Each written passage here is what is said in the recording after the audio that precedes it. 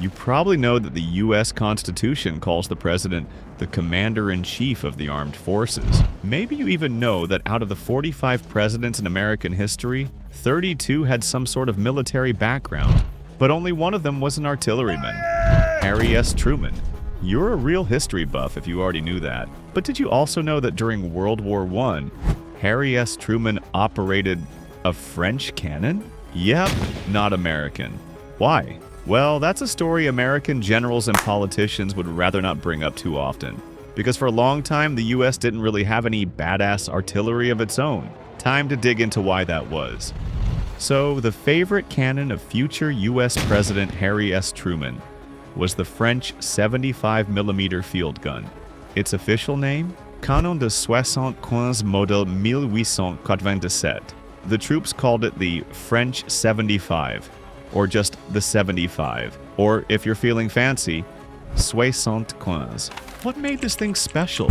You're looking at it, a hydro-pneumatic recoil system that let it fire over and over without jumping all over the place. In plain English, the French 75 was the first cannon that didn't go flying backwards every time it fired, which meant the crew didn't have to haul it back into place or re-aim it after every single boom. That made it insanely fast. With a good crew, this baby could fire up to 30 rounds per minute, which is still impressive even by modern standards. Truman's battery had 4 of these beasts, all delivering artillery support for American troops in Europe during World War I. Imagine the noise, the fire, the chaos when his battery was pumping out nearly 120 shells per minute. Documentary footage gives us just a taste of that madness. Each 16-pound shell from the French 75 could travel up to 12,000 yards. And it wasn't just a chunk of metal flying through the air. These things were packed to the brim with shrapnel, turning the battlefield into a giant blender. And remember, body armor wasn't really a thing back then. So good luck walking away from that. The French 75 was perfect for mobile warfare, you know, when the enemy had to be wiped out while on the move or caught off guard by a sudden flank attack. It was also great for laying down creeping barrages, that classic World War I move where artillery shells rained down just ahead of your own infantry as they advanced. Risky, but stylish. Truman's battery took part in several battles in Europe, including the Meuse-Argonne offensive. On the first day alone, US troops pushed 3.5 to 5.5 miles deep into German lines, which was a big deal at the time. Actually, it was the largest military operation in American history up to that point. Hit that like. It tells the algorithm this video is worth watching and helps more people actually see it. But when the war got bogged down into trench hell, with troops dug in across hundreds of miles, the French 75 started to lose its edge. Its smaller shells just didn't pack enough punch to knock out enemies hiding in reinforced bunkers and deep trenches. Shrapnel doesn't do much when it can't get to you. The Germans weren't just digging random ditches, they were building multi-layered death mazes. Their frontline trenches were backed up by second and third lines. The support and reserve trenches, all linked with zigzagging paths, reinforced dugouts, and more barbed wire than a punk rock concert. Hundreds of miles of the stuff, just waiting to wrap itself around a British tank tread or a soldier's leg. And those tanks? Rare unicorns at this point in the war. These fortified trench systems looked like ant farms from above. And for Allied commanders trying to launch a safe offensive, felt like sending troops into a meat grinder. Getting to the German lines without being turned into Swiss cheese? Basically impossible. So soldiers on both sides mostly just sat there waiting for a miracle, or a death by gas, dysentery, or sheer boredom. All quiet on the Western Front, as the reporters wrote. The stalemate finally started to break in 1918, after years of hard lessons and painful experimentation with new tactics that actually combined infantry, tanks, and aircraft. It was called combined arms warfare, and it was revolutionary. The Battle of Amiens in August 1918 and the 100 Days offensive that followed showed that the Allies had finally cracked the code. Teamwork makes the dream work. But even then, artillery still played the lead role in this gruesome theater. Fun fact, there were actually more cannons on the battlefield than machine guns. Let that sink in. Eventually, American field artillery, along with the rest of the Allies, adapted to trench warfare. But now the spotlight shifted to bigger guns. And guess what? they weren't American-made either. Take the Canon de 155C model, 1917 Schneider, introduced in, you guessed it, 1917. This French beauty quickly became the go-to heavy howitzer of World War I. France used it, the US used it, even the Russian Empire, Belgium, and Romania jumped on the bandwagon. Oh, and here's a trivia gem for you. The very last shot of World War I was fired from a 155mm Schneider named Calamity Jane. It happened at 10:59 a.m., yes, 1 second before the armistice, near Beaufort. Fired by Americans, of course. That's one way to clock out. This gun wasn't just big, it was versatile. It fired high explosive shells, fragmentation shells, and yes, even chemical rounds. Like the French 75, it had a hydro-pneumatic recoil system. But here's the real magic. Despite its size, the Schneider could be broken down and transported by horse or truck. A total flex on a battlefield where logistics were often a nightmare. The 155mm caliber packed a serious punch, ideal for blowing up bunkers, infantry, or whatever else got in the way. But it wasn't the biggest show in town. British BL 8-inch howitzers came with 203mm of pure destruction. And the French? They went full send with the 520mm Obusier de 520 model, a gun so massive it made everything else look like a toy. But here's the twist. That gigantic French monster, the 520mm railgun, never actually got to fire a single shot in World War I. So the biggest gun that did see action during the war, that would be the German Paris gun, also known as Kaiser Wilhelm's cannon. With a 420mm caliber and a range of 75 miles, it could literally shell Paris from the other side of the countryside. Talk about long-distance relationships.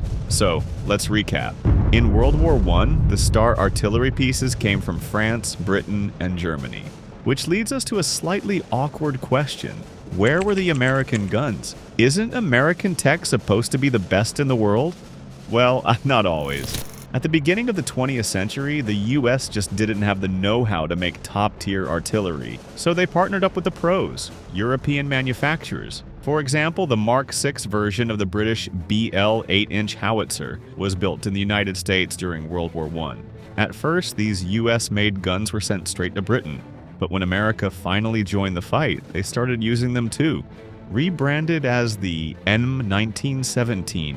Later versions, the Mark 7 and 8, were also manufactured in the US and officially adopted as the M1918. But guess what? That didn't happen until October 1918. You know, just a few weeks before the war ended. Great timing, guys. Still, all those were based on European designs. So did America have any homegrown guns? Sure, they just weren't exactly good. And now, hit subscribe so YouTube knows you're into military stories, not just cat videos and conspiracy theories. Alright, back to the topic. Take a look at this.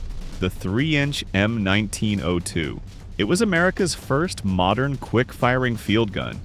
Designed and built entirely in the US. Looks decent, right? That's because it was heavily inspired by, surprise, the French 75 we started with. It even had a recoil system.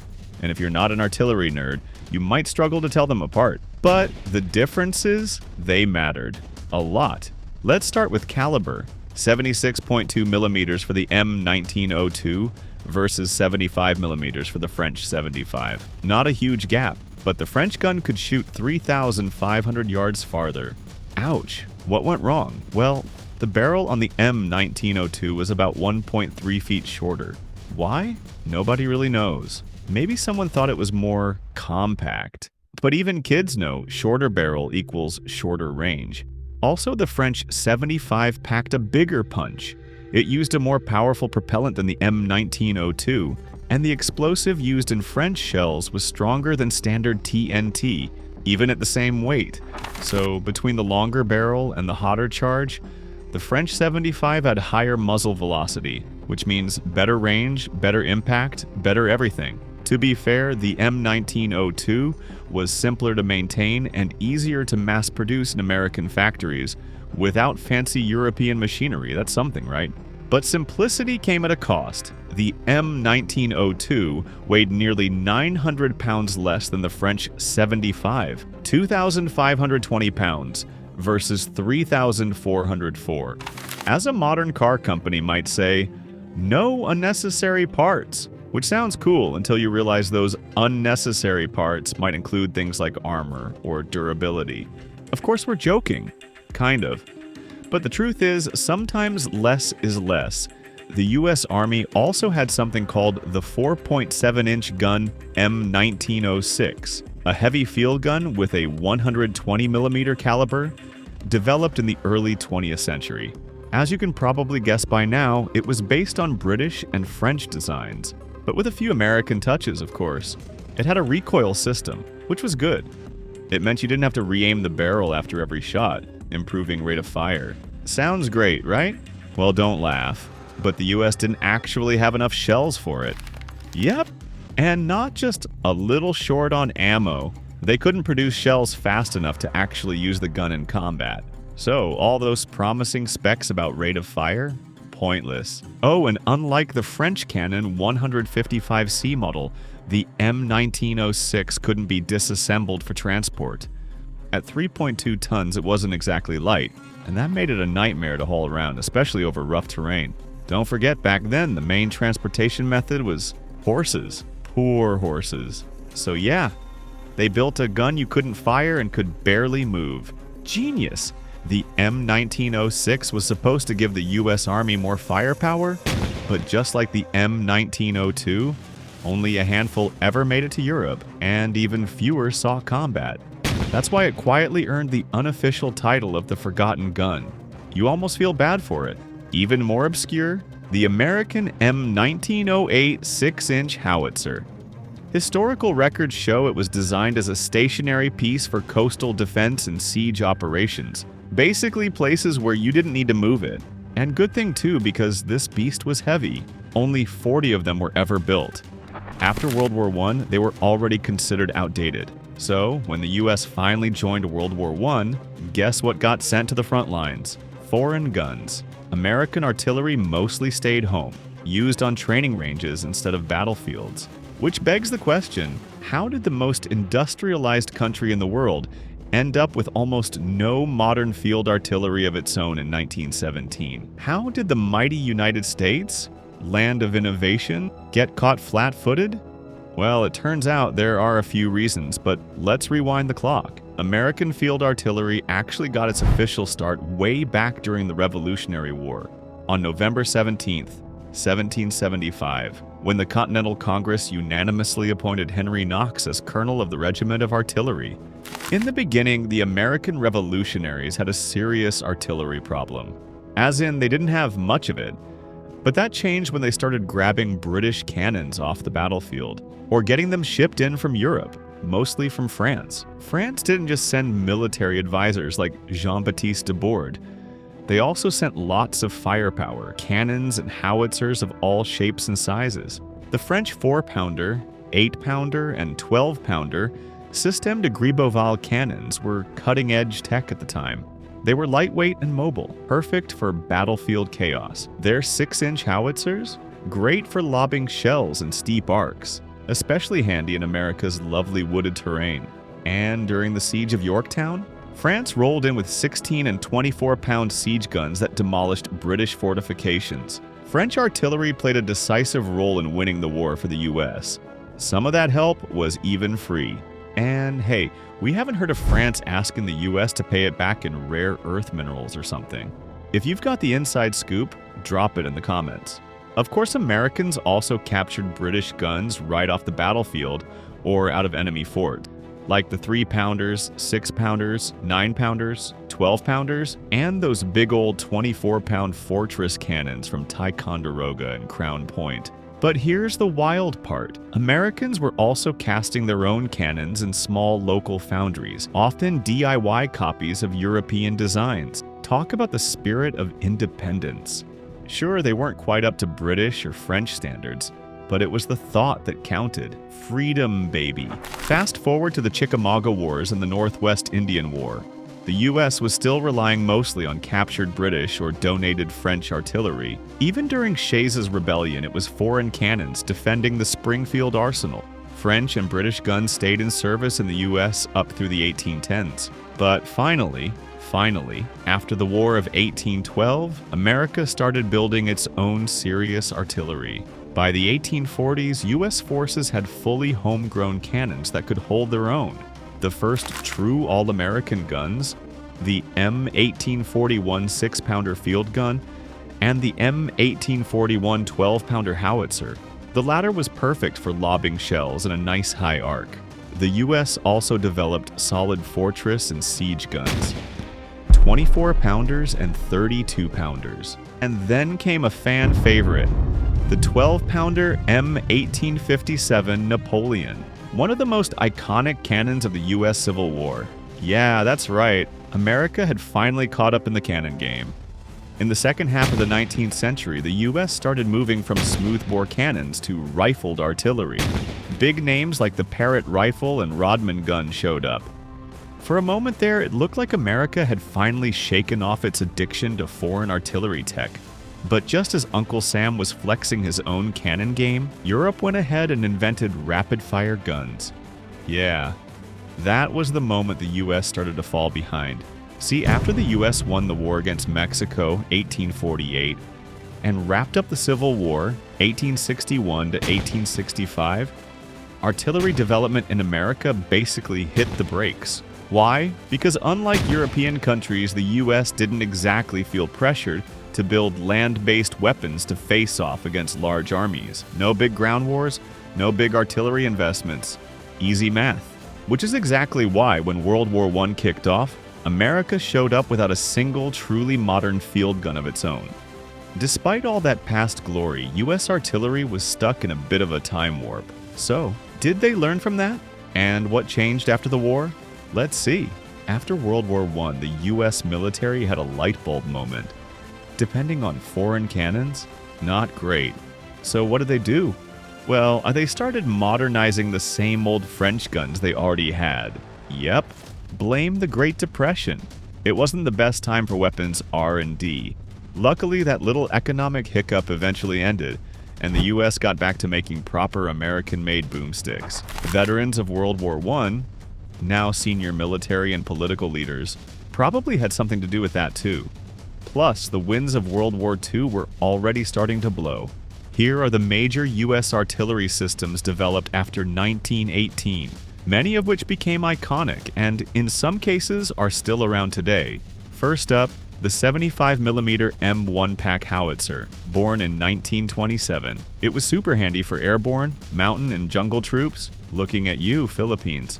It could break down into 6 parts, making it easy to carry on mules, jeeps, or planes. Basically, the IKEA furniture of artillery.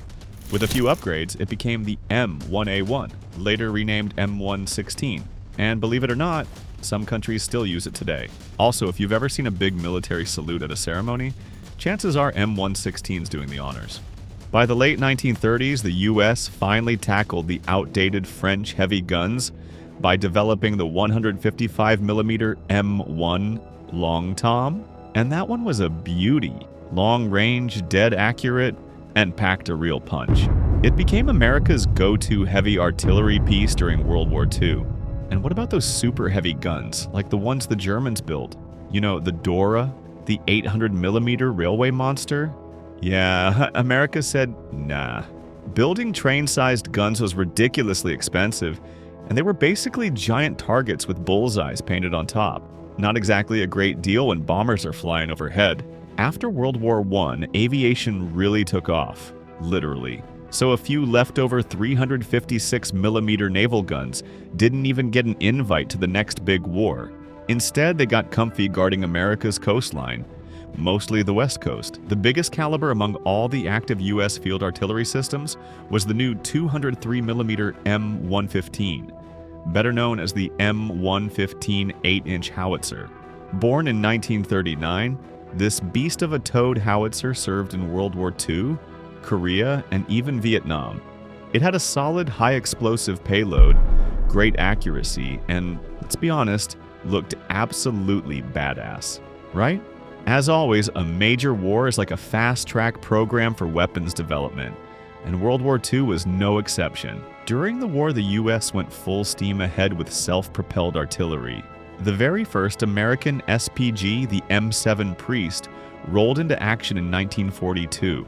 It was built on the chassis of the M3 tank and packed a 105mm howitzer. Then came the 155mm M12 GMC, also based on the same platform. And by the end of the war, the US introduced the 155mm M40, built on a stretched version of the M4A3 Sherman. Some of these bad boys are still kicking around today. Not a bad career, huh? But if we're talking true long-lived legends, enter the 105mm M1 Howitzer, later renamed M2, and after World War II became M101A1. If you've seen a classic US howitzer, this is that one. It was reliable, mobile, and just plain useful. This humble piece of steel became the backbone of US field artillery in World War II and beyond. Over 10,000 were made starting in 1940, and guess what? Some armies still use it today, and especially in parts of Latin America and Africa. Yep, this grandma's still got it. In fact, in September 2022, Lithuania announced it was sending M101s to Ukraine. By August 28, 2023, the Ukrainian armed forces officially adopted it. And as you know, there's been a full-scale war raging there for 3 years now. So how's this vintage American weapon performing in modern warfare? Well, we've got a whole video on that. Go check it out on our channel. American artillery has been playing a strong supporting role in Ukraine. On the good guys' side, of course. But according to General James Rainey, head of U.S. Army Futures Command, the war in Ukraine has shown one thing clearly. The age of towed howitzers may be coming to an end. That's why the U.S. is now considering replacing the famous M777 with something more mobile, like a wheeled, self-propelled gun. Despite the M777 being lightweight and accurate, it takes time to set up and pack down. Not ideal in a fast-paced battlefield. And it's true, and wheeled SPGs like France's Caesar and Sweden's Archer are fast, mobile, and great at the old shoot and scoot routine. They can hit, relocate, and avoid return fire much quicker than their tracked cousins. Impressive work, Europe. While the US hasn't announced any final decisions yet, the competition includes exclusively European contenders. Even Serbia's Nora B-52 and Israel's Atmos 2000 are on the list. All pretty cool systems. But hey, what do you think? Did you enjoy our new format? Want to hear part 2 of the US artillery story? Should we cover history of other countries later? Let us know in the comments.